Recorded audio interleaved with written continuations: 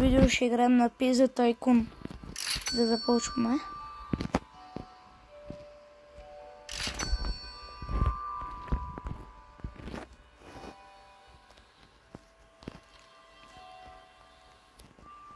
Да сложим тук пици.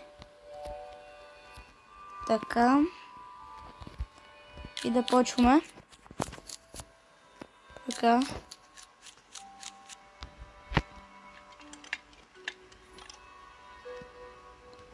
Така. Първо тук ще се готвят пица пеперони на първия ред. И първата е готова. Слагаме маса и пици.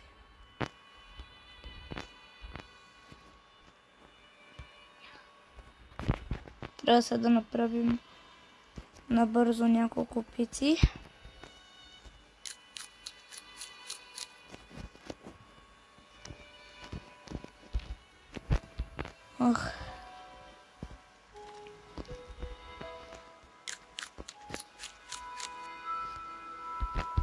И да продължаваме.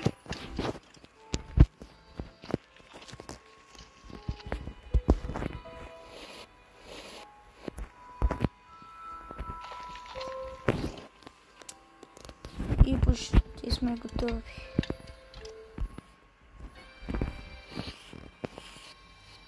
Добре. Ето и на този. И на този. И да получихме 15 лева за една пица. Вече имаме работници Лионел Месовци.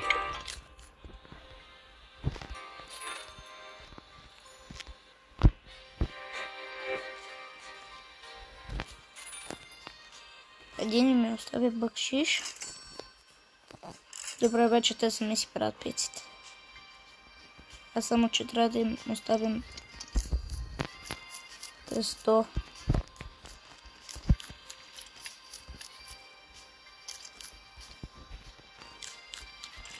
И вече има клиент. Заповядайте.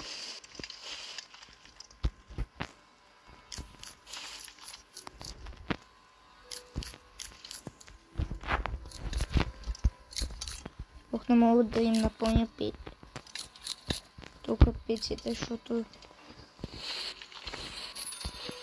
и парите.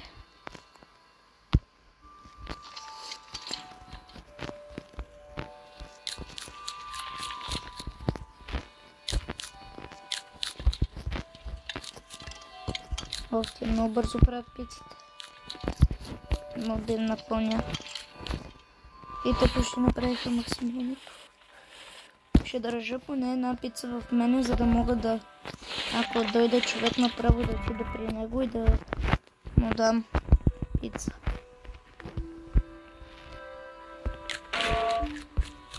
Няма да заспивате.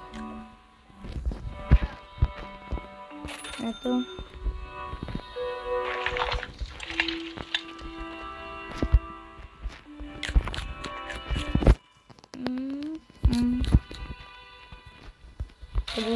Подвижите се.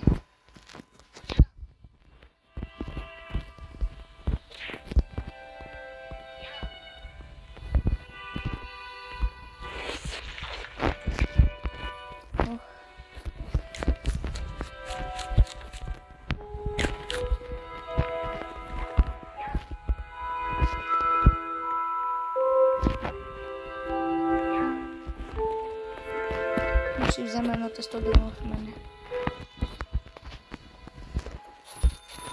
И ето ми ги парите. Ще купа това. Това вече аз нещо не трябва да правя сам. Ето.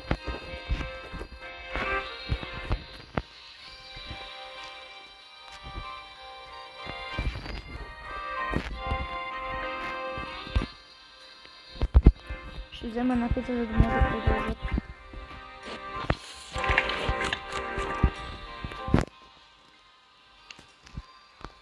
Трябват ми... Добре, тук купувам завършена маса. И не ми досигат с $6.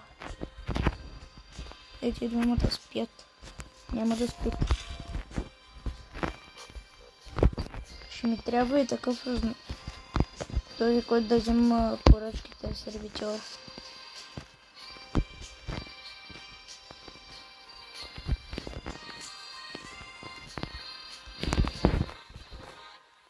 Ама трябва тия двамата да ги събудят.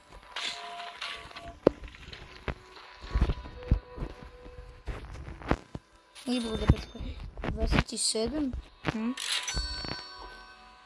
Много добре.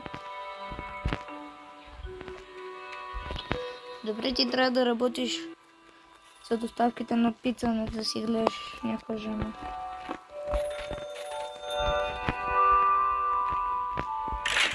И първата ми стена. Трябва ми $10. Имам пица. Бакшиш.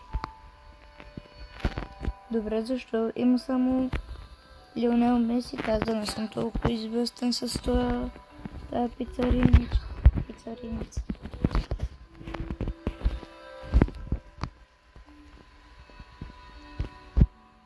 Продал съм 12 пици. А то какво ще прави? Ще ги събужда май.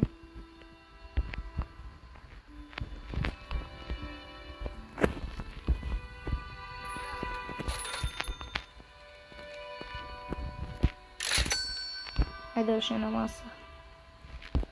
Идвайте.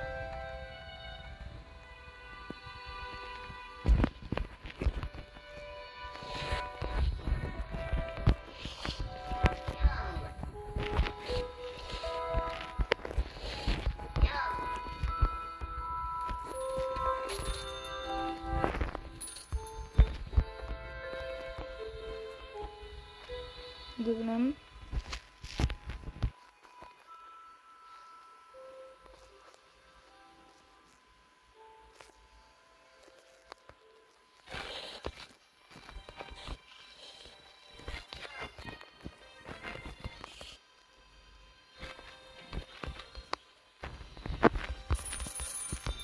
Те вече ми остават по повече и все повече пари.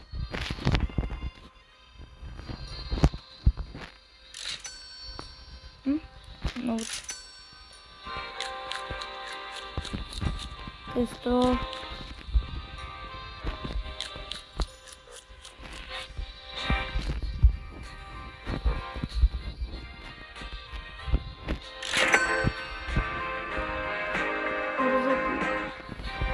Пари.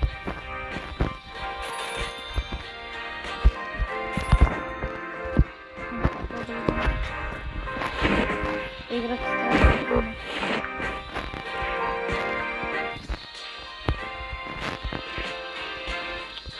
Те искат друга пица, не тази. Този е... Ох!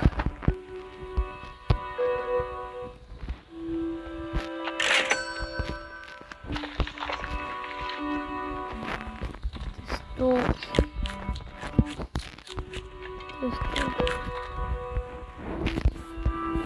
Поне получавам пари от това, къде ги доставя.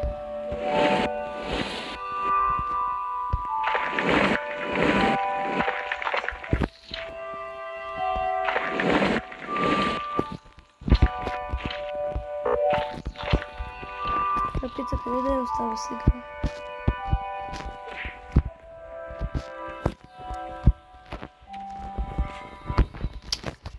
Ей, тук много се прецаках.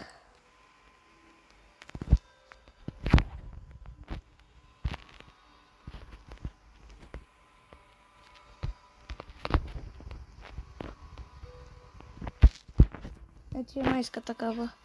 Yes.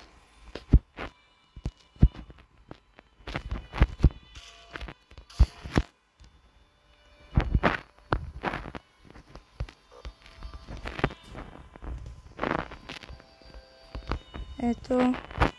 Трябва да обслужим Пипа, сигурно става повече пари.